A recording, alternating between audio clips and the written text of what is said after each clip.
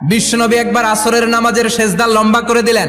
সাহাবারা বললেন, নবী নামাজের পরে ধরলেন অসুস্থ হয়ে গেলেন নাকি, অথবা কোরআনের আয়াত সেজদা অবস্থায় নাজিল হয়ে গেল নাকি? আসরের সেজদা তো এত লম্বা করতে কখনো দেখি নাই রে নবী। বিশ্বনবী বললেন, না, অসুস্থ হই নাই, কোরআনের আয়াত নাজিল হয় নাই। আমি যখন সেজদায় লুটিয়ে পড়েছি, আমার কলিজার টুকরা নাতি হাসান আমার কাঁধের উপরে চেপে বসেছে। আমি যদি সেজদা থেকে মাথা উঠাই হাসানের কষ্ট হয়ে যাবে, তাই আসরের একটা সেজদা আমি ইচ্ছা করেই লম্বা করে দিয়েছি। কি মায়া ছিল নাতিদের সাথে, যে নবী হচ্ছে সব নবীদেরও সর্দার। ওই নবীরে ঘোড়া বানায়, বিশ্বনবীর বাবরি চুল ছিল তো ওই চুল ধরে এরকম ঘোড়া ঘোড়া খেলতো। বিশ্বনবীর কাঁধে বসে বিশ্বনবীর বাবরি চুল টেনে টেনে কয়, এটা আমার ঘোড়া।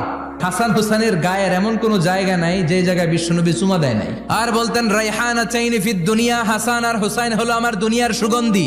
এজন্য ছোট বাচ্চাদেরকে মসজিদ থেকে তাড়িয়ে দেয়া যাবে, এদেরকেও নিয়ে যান।